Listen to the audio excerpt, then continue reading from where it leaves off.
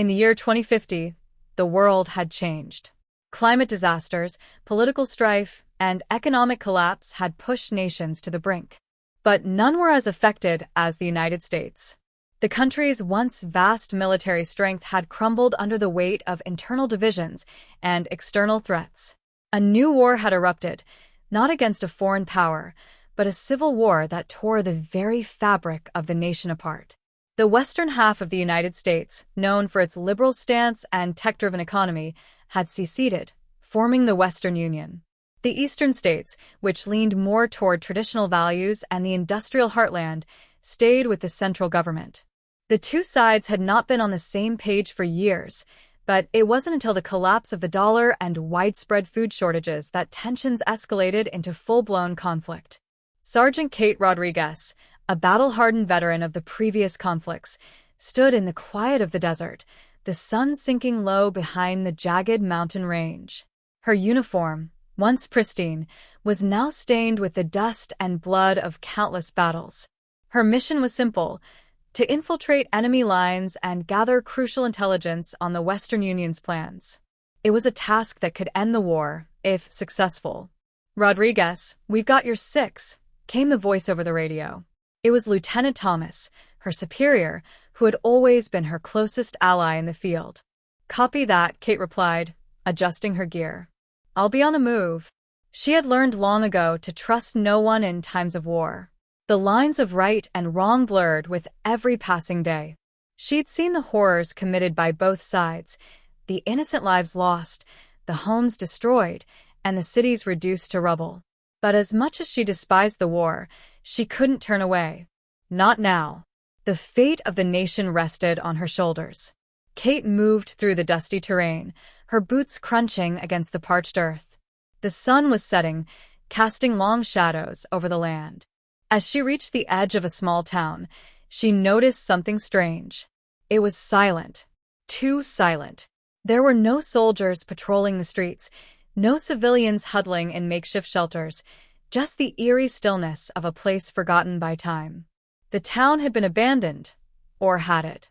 Kate crept through the streets, her eyes scanning for any signs of life. Her hand rested on the grip of her rifle, ready for anything. As she neared the center of the town, a soft sound reached her ears. A faint rhythmic tapping. She followed it to a building in the middle of the square. The door was cracked open. Kate pushed it slowly, the hinges creaking as she slipped inside. The dim light revealed a makeshift command center, maps strewn across the walls, radios humming with static, and scattered equipment. In the center of it all sat a figure, a man, disheveled, with a dark beard and eyes that spoke of years spent in the madness of war. His uniform was torn, and his face bore the scars of countless battles. "Who are you?" Kate demanded, aiming her rifle at the man. The man raised his hands slowly. "I could ask you the same thing," he said, his voice calm despite the tension in the air. "But I know who you are. You're from the East, aren't you?" Kate didn't lower her rifle. "Answer the question. What's your role in all this?" "I was once a soldier, just like you," the man said, his voice tinged with regret. "But now I'm just a survivor. This war, it's not about freedom. It's about power. The West wants to control the resources. The East wants to hold on to what's left. But in the end, we're all just pawns in a game we can't win." Kate felt a chill run down her spine. The man's words echoed in her mind. Had they all been fighting for the wrong reasons? She had believed that she was fighting for the future of the nation, for justice and security. But now it seemed like they were all just cogs in a machine that was beyond repair. "What do you want from me?" she asked, her voice quieter now. "I want you to see the truth," the man replied. "You think this war will end with victory, but it won't. The real enemy isn't the other side. It's the system that's been built to keep us fighting. If you want to stop this war, you have to understand that." Kate lowered her rifle slightly, her mind racing. Could he be right? Was this all for nothing? Could there be a way to stop the bloodshed without destroying everything? "How do we stop it?" she asked, her voice filled with desperation. The man's eyes locked onto hers.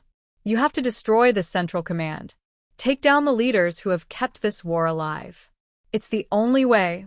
Kate knew the risks. She knew what it would mean. But as she looked at the man, she realized that he was right. If there was any chance of ending the war, it had to start with them. She made her decision. I'll do it. With that, Kate Rodriguez set off into the night, the weight of the world on her shoulders. She wasn't sure how this war would end, but she knew one thing for certain. She would fight to the very end, not for the victory of one side, but for the peace of a broken nation.